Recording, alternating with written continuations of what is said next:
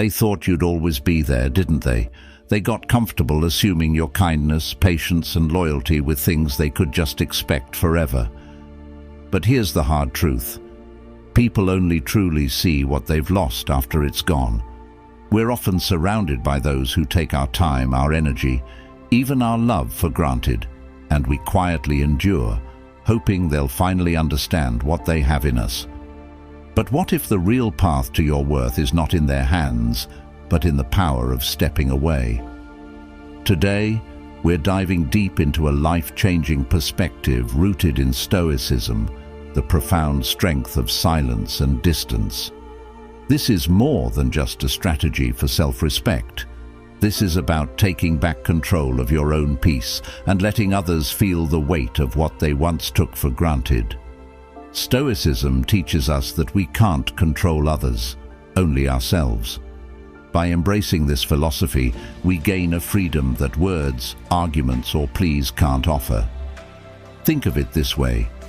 When you decide to step back completely, something remarkable happens.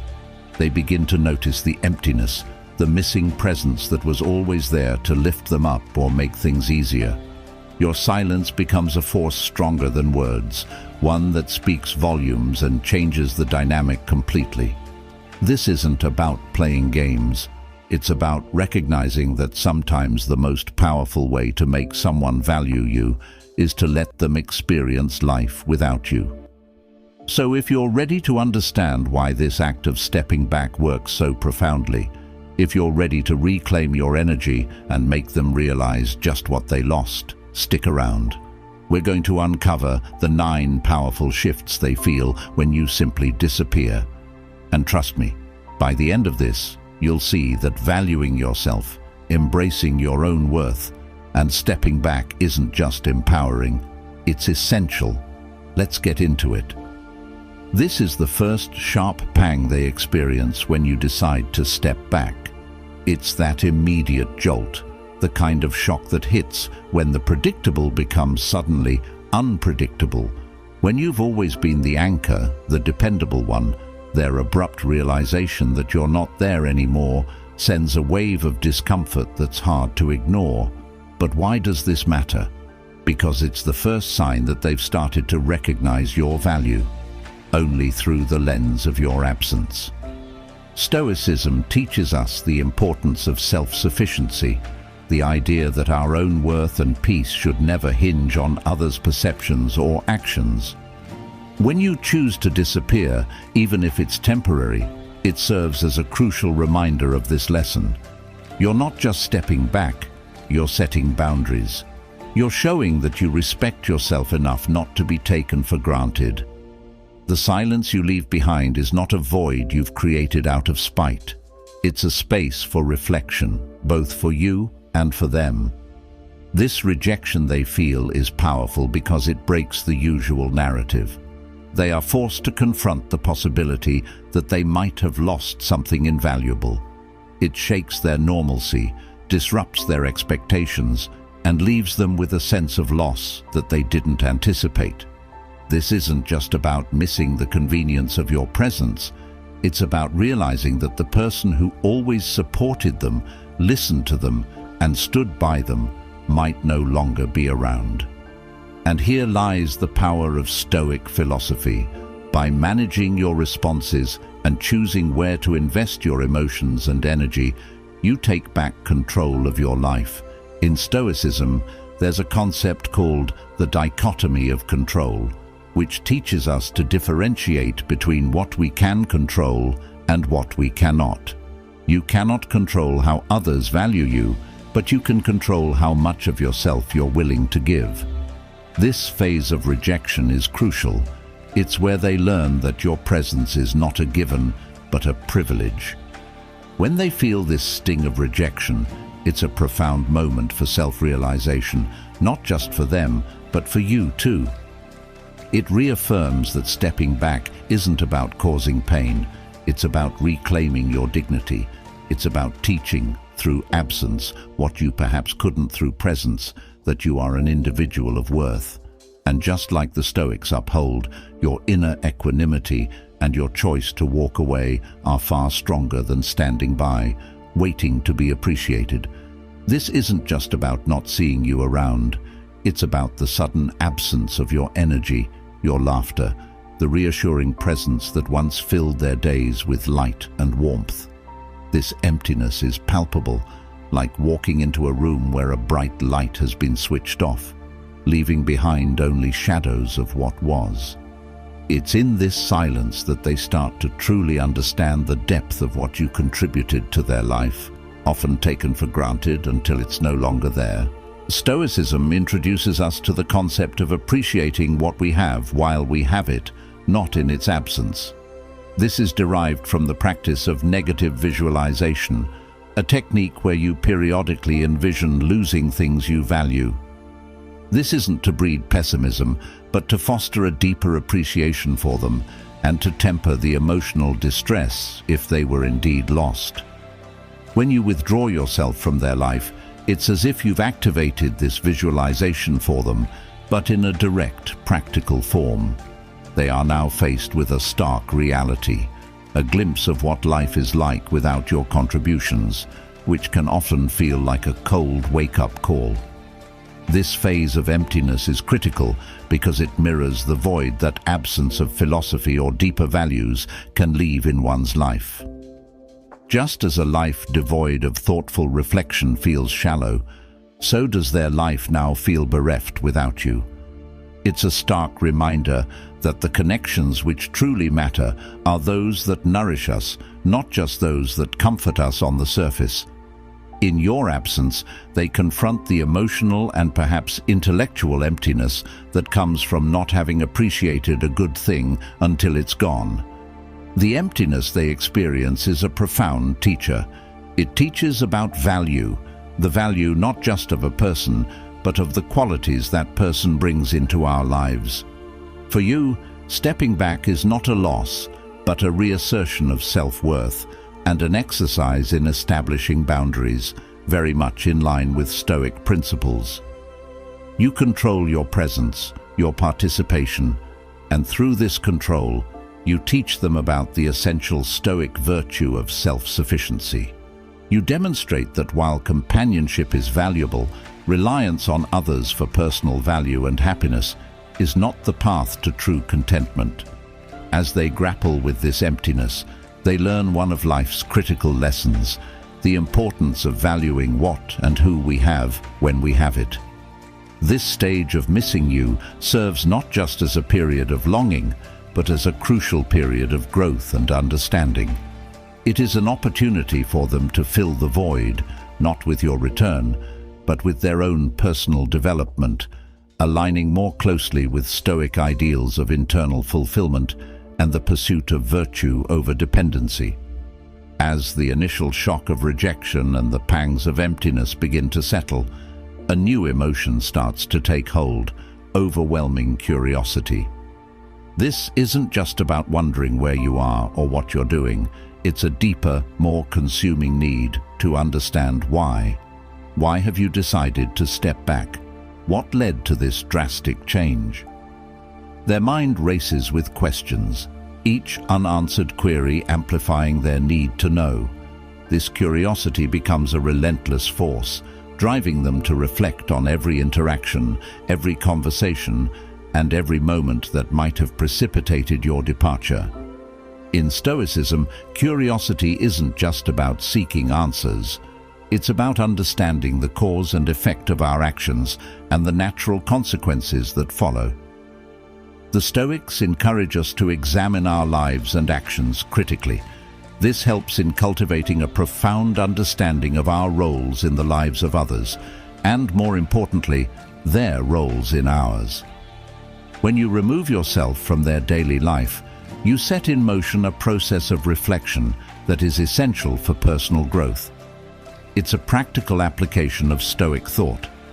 By stepping back, you force them to confront not just the reality of your absence, but the reasons behind it, which often points back to their actions or inactions.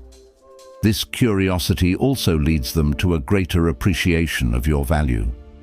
They start to realize the significance of your presence, not just in moments of joy, but in everyday interactions that they might have previously overlooked. Each memory, each shared experience comes under scrutiny, not just as lost moments, but as lessons on what they might have done differently. This introspective journey is what Stoicism aims to provoke. It's about looking inward and finding out how one's own virtues and vices contributed to the current state of affairs. Furthermore, this overwhelming curiosity often pushes them towards a better understanding of Stoic acceptance.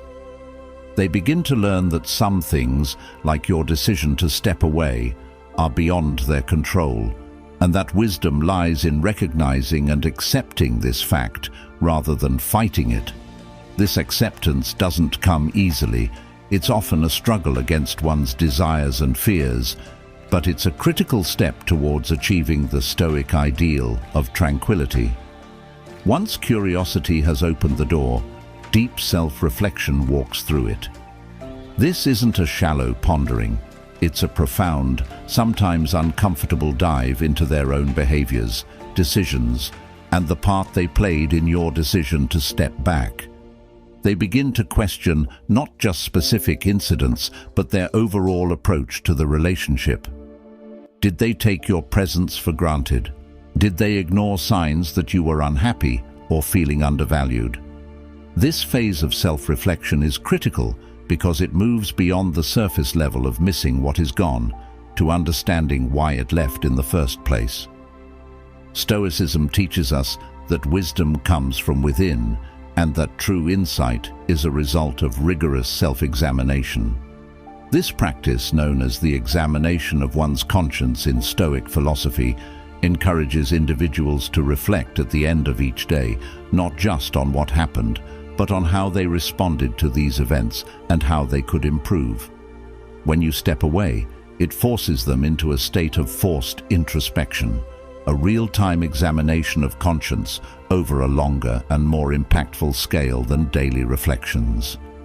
It's about looking in the mirror and seeing not just the face, but the mind and spirit behind it. This deep self-reflection serves as a catalyst for personal growth. It's uncomfortable, yes, but necessary. As they sift through their memories and actions, they are likely to encounter regrets and missteps. However, the goal of this reflection isn't to dwell on these negatives, but to learn from them. Stoicism doesn't just teach acceptance of what we cannot change, it encourages proactive change of what we can control. They start to see how their actions or inactions may have contributed to your withdrawal, and in doing so, they begin to see the potential for change, for better ways of engaging with those they care about in the future. Moreover, this self-reflection often leads to a renewed appreciation for your qualities and the dynamics you brought to the relationship. They realize that your presence was not just about companionship, but about the balance and enrichment you provided in their life. This realization often brings them to another Stoic concept, the idea that external circumstances do not define our happiness, but our reactions to them do. They learn that their happiness or misery in relationships often stems from their reactions and behaviors, and this insight is a powerful step towards emotional independence and maturity. After deep self-reflection stirs a new understanding within them, a powerful and almost irresistible urge emerges, the urge to pursue you. This isn't just a simple desire to have you back in their life. It's a driven, intense need to reconnect and correct the mistakes they've now recognized. It's as if the clarity gained from their introspection has lit a fire, a compelling call to action to reclaim what was lost, but with a newfound respect and appreciation for your worth. In Stoic terms, this urge can be likened to the concept of amor fati, or the love of one's fate. While initially, it may seem counterintuitive to link pursuing someone to accepting one's fate. It's about embracing the entire spectrum of experiences, both the loss and the effort to regain, all as parts of a larger, necessary journey in their personal growth. They come to understand that each step, including the pain of losing you and the drive to win you back, is essential in their development as a more thoughtful, committed individual. This phase of pursuit is crucial because it transforms their earlier passivity or neglect into active engagement. They are no longer taking the back seat in their relationships, expecting things to remain constant without effort. Instead, they're propelled into action, eager to show they can change and are willing to work for the relationship. This isn't about reclaiming a comfort zone, it's about stepping out of it, demonstrating through their actions what they've learned from their reflections. Moreover, this urge to pursue you is deeply infused with a newfound respect for your autonomy and qualities.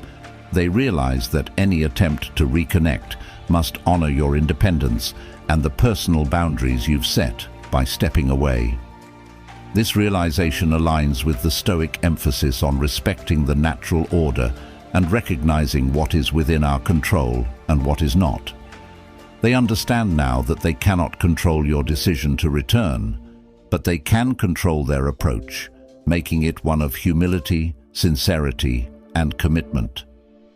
The dynamic here shifts from one of taking to giving, from expecting to appreciating. As they reach out to you, their actions are infused with the lessons learned from Stoic teachings.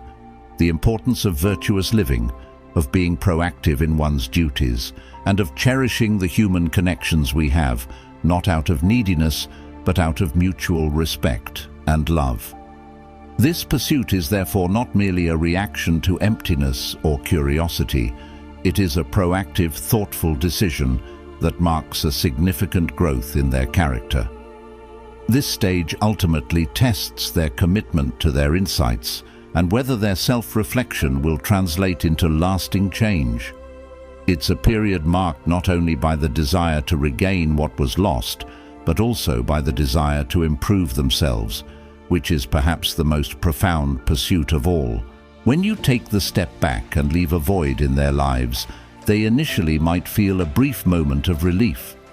This relief comes from the sudden drop in tension, the disappearance of daily expectations, and perhaps a perceived freedom from the responsibilities of maintaining the relationship.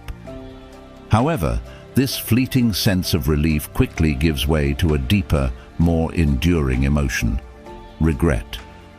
This isn't the simple regret of a missed opportunity. It's the profound regret of realizing the true value of what was lost. And it underscores a battle within themselves between appreciating solitude and longing for the connection they took for granted. In Stoic philosophy, this battle between relief and regret mirrors the struggle between understanding what we can control and lamenting over what we cannot. The initial relief might feel like a return to a state of independence, which is a value Stoics uphold. Yet, the Stoics also teach us the importance of community and relationships as grounds for practicing virtues like kindness, understanding, and patience. This creates a complex dynamic. Here they must reconcile their initial feelings of freedom with the realization that they may have undervalued the relationship and your presence in their lives. As they navigate this in a conflict, they are confronted with the Stoic concept of premeditatio malorum, the premeditation of evils, which encourages anticipation of potential losses to diminish the impact of those losses when they occur. Unfortunately, without this preparation, the shock and weight of regret are more intense, pushing them to reflect on what could have been done differently. This regret is a harsh teacher, but an effective one, providing clear lessons on the importance of mindfulness and appreciation in relationships. Moreover, this tug-of-war between relief and regret forces them to evaluate their priorities and values. They must decide what is more important: the freedom they thought they desired, or the companionship they now realize they've lost. This decision-making process is a significant moment of growth, emphasizing the Stoic principle that true freedom comes from within freedom from passions, undue desires and dependencies, not from the absence of people who care for us. As they delve deeper into these feelings, they learn to embrace the Stoic virtue of apatheia, or freedom from disturbance by negative emotions. They start to understand that the regret they feel can be channeled into positive actions, like reaching out to mend things or changing their approach to relationships in the future. This is not about undoing the past, but about learning from it and moving forward with greater wisdom and emotional resilience. At this stage, the battle between relief and regret thus becomes a pivotal point in their personal development. It's where they learn the hard truth about the delicate balance between independence and interdependence in human relationships, and the importance of valuing and nurturing connections while they exist, not just in retrospect. Once the initial waves of regret begin to settle, a new strategy often emerges, a desire to play the game.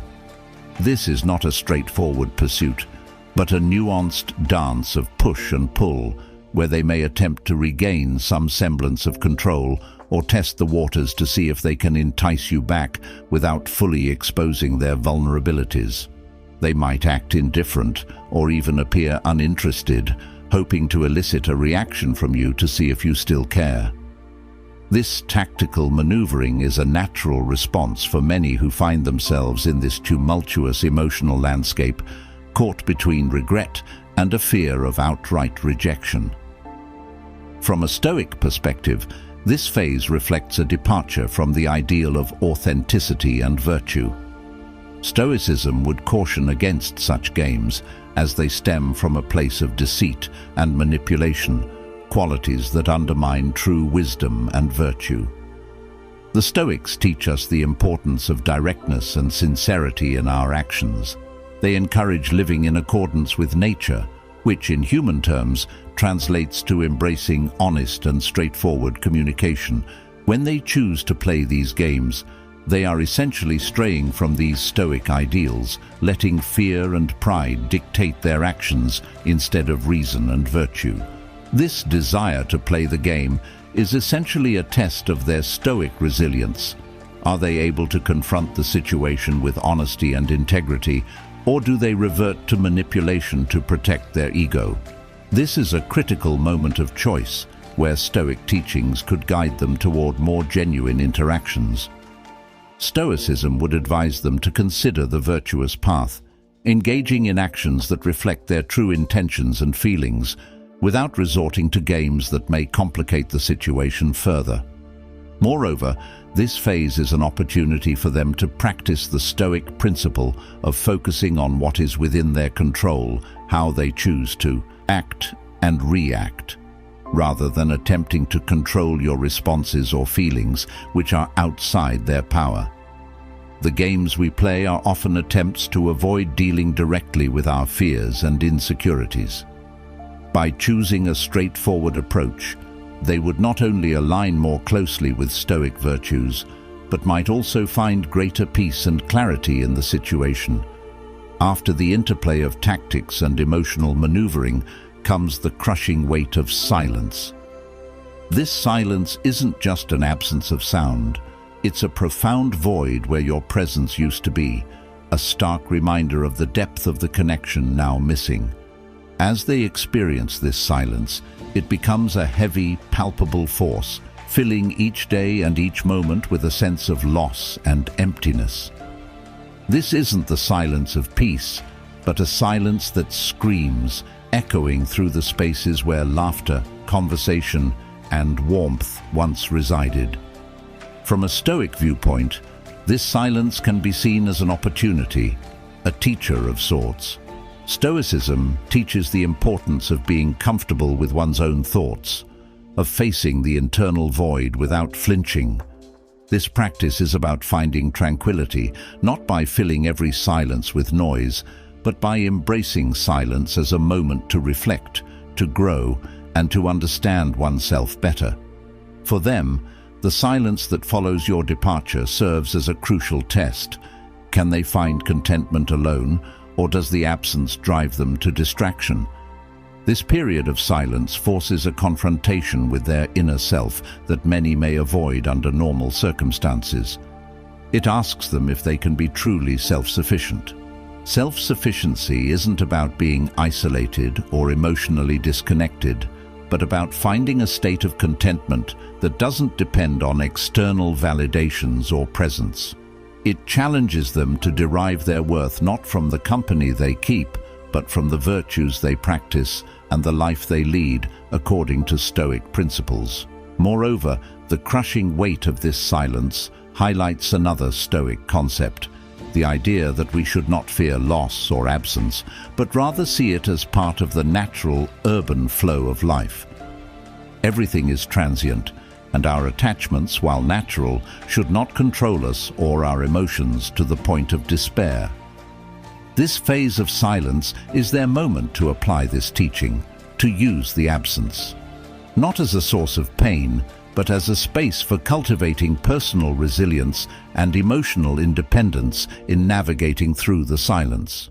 They have the opportunity to redefine their understanding of relationships and attachment.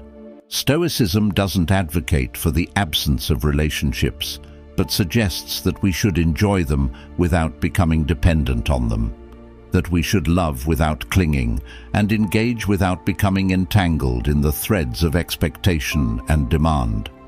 The silence thus becomes a canvas on which they can paint a new picture of who they are and how they relate to others, guided by the Stoic ideals of wisdom, courage, justice, and moderation. As the echo of silence grows louder, a pivotal emotion begins to surface, one that fundamentally shifts their perspective and actions: fear. This isn't just any fear, it's the deep-seated fear that they may have lost you for good. This realization dawns on them, not gradually, but in sudden, stark awareness, filling them with anxiety and an urgent need to mend what might be irretrievably broken. They fear not just the permanence of your absence, but also the possibility that you have moved on to a life that perhaps is happier and more fulfilling without them. This fear is profound because it confronts them with their vulnerability and the real possibility of loss, driving them to act, to reach out, to try to bridge the gap that silence has only widened. In the context of Stoicism, this fear represents a departure from the ideal of rational control over one's emotions and desires. Stoicism teaches us to face our fears with a sense of detachment, understanding that most of what we fear is outside our control, including the actions and feelings of others. However, in this intense moment of fear, they experience the very human side of attachments, highlighting a crucial area for Stoic practice: the confrontation with and management of fear itself. Stoic philosophy would guide them to use this fear, not as a spur to desperate actions, but as a moment for deep reflection on their dependencies and attachments. It encourages an examination of whether their fear is based on true loss of something good, or the bruising of ego, or perhaps a realization of their past complacency in the relationship. By dissecting this fear, they can begin to apply the Stoic principle of focusing only on those aspects of the situation within their control, such as their own actions and attitudes, rather than the outcome of their attempts to reconnect with you. Moreover, this fear that brings them back can be transformed into a positive force, a catalyst for genuine change. It can push them to reevaluate how they view relationships and what they value in them. They are prompted to consider the Stoic virtues of courage, honesty, and commitment, virtues that may have been lacking or untested in their interactions with you previously. They might reach out, driven by fear, but through a Stoic lens, this reaching out can become an exercise, an opportunity to practice honesty in expressing their feelings and vulnerabilities, and a test of their commitment to change and improvement. As they act on their fear of losing you forever, they also confront another Stoic test: accepting whatever outcome arises. They learn to prepare themselves for any response from you, understanding that they cannot control it and must accept it with equanimity. This is the essence of Stoic acceptance, embracing whatever life presents after doing one's best in accordance with virtue. Thank you for joining me today on this deep dive into the complexities of stepping back and the powerful emotional journey it can ignite. Remember, in the silence of absence, the lessons are loud and the growth is profound. If you're curious about further exploring the Stoic path to handling relationships and emotions, check out the video popping up on your screen now. We delve even deeper into how Stoicism can transform not just your personal connections, but your entire approach to life's challenges.